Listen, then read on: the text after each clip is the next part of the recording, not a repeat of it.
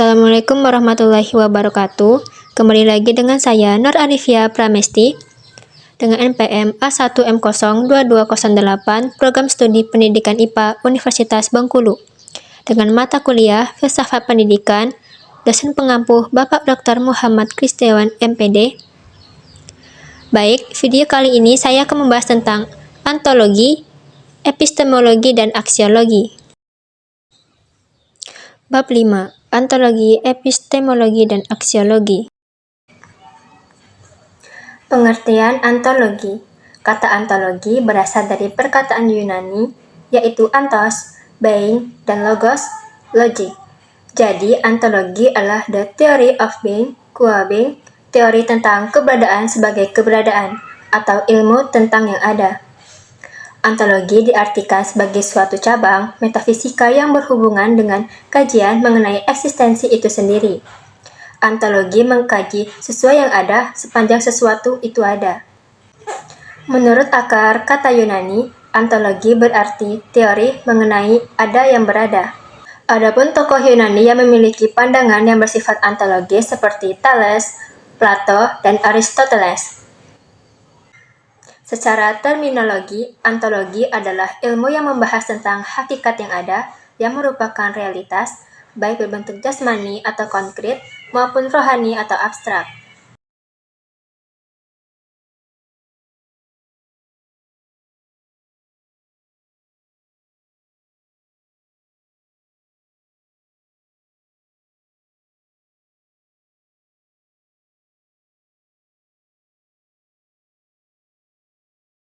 Dasar ontologi ilmu. Ilmu yang mempelajari objek-objek empiris seperti batu-batuan, binatang, tumbuh-tumbuhan, dan manusia itu sendiri. Kemudian, ilmu mempunyai sifat deterministik. Namun demikian, dalam determinisme, ilmu mempunyai konotasi yang bersifat peluang atau probabilistik. Metafisika umum adalah istilah lain dari ontologi. Di dalam berbagai pemahaman, ontologi terdapat beberapa pandangan, pokok pemikiran di antaranya. Yang pertama yaitu monoisme. Aliran ini menganggap bahwa hakikat yang berasal dari kenyataan adalah satu saja, tidak mungkin dua. Yang kedua, dualisme. Aliran ini berpendapat bahwa benda terdiri dari dua macam hakikat sebagai asal sumbernya, yaitu hakikat materi dan ruhani, benda dan ruh, jasa dan spirit. Yang ketiga, pluralisme. Paham ini beranggapan bahwa segenap macam bentuk merupakan kenyataan. Pluralisme tertolak dari keseluruhan dan mengakui bahwa segenap macam bentuk itu semuanya nyata.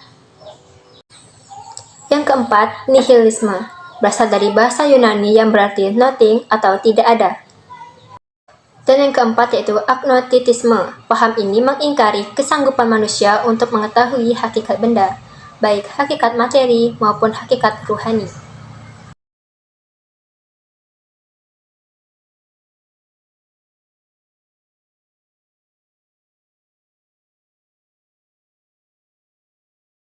Secara etimologis, epistemologi berasal dari dua suku kata Yunani, yakni epistem yang berarti pengetahuan atau ilmu pengetahuan, dan logos yang berarti disiplin atau teori.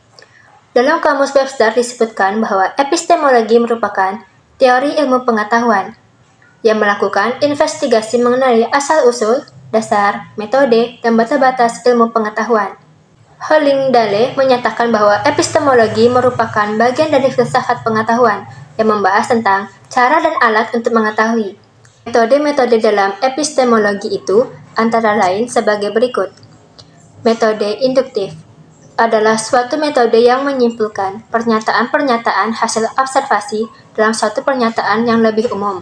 Misalnya dalam melihat sesuatu bertolak dari pernyataan tunggal sampai pada yang universal. 2. Metode deduktif.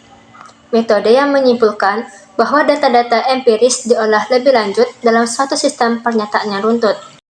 Yang ketiga, metode positivisme yang dipelopori oleh Auguste Comte tahun 1798 sampai 1857. Metode ini berpangkal dari apa yang diketahui, faktual dan positif. Yang keempat, metode kontemplatif. Pengetahuan yang diperoleh Lewat intuisi ini bisa diperoleh dengan cara berkontemplasi seperti yang dilakukan oleh Al-Ghazali.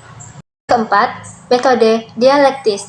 Tahap logika yang mengajarkan kaidah-kaidah dan metode-metode penuturan juga analisis sistematis tentang ide-ide untuk mencapai apa yang terkandung dalam pandangan.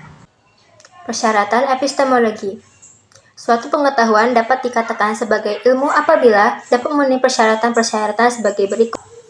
Yang pertama, ilmu mensyaratkan adanya objek yang diteliti, baik yang berhubungan dengan alam maupun tentang manusia.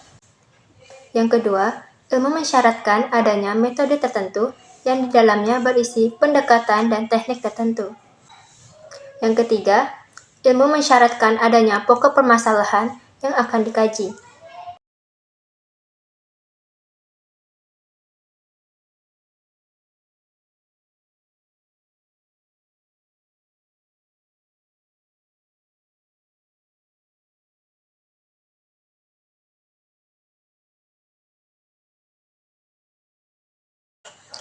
Apa itu aksiologi? Jojen S. Surya Sumantri dalam bukunya Filsafat Ilmu mendefinisikan aksiologi dalam 2 tahap. Tahap pertama, ilmu yang otonom terbebas dari segenap nilai yang bersifat dogmatik atau bebas nilai, sehingga dengan leluasa ilmu dapat mengembangkan dirinya atau fungsi internal. Tahap kedua, ilmu juga bertujuan memanipulasi faktor-faktor yang terkait dalam gejala tersebut untuk mengontrol dan mengarahkan proses yang terjadi. Beberapa definisi tentang aksiologi yaitu pertama, aksiologi berasal dari perkataan aksios, berarti nilai, dan logos berarti teori. Jadi aksiologi adalah teori tentang nilai. Yang kedua, aksiologi dalam bukunya Jojen S. Surya Sumantri disebut sebagai teori nilai yang berkaitan dengan kegunaan dari pengetahuan yang diperoleh. 3. Menurut Barmel, aksiologi terbagi menjadi 3 bagian.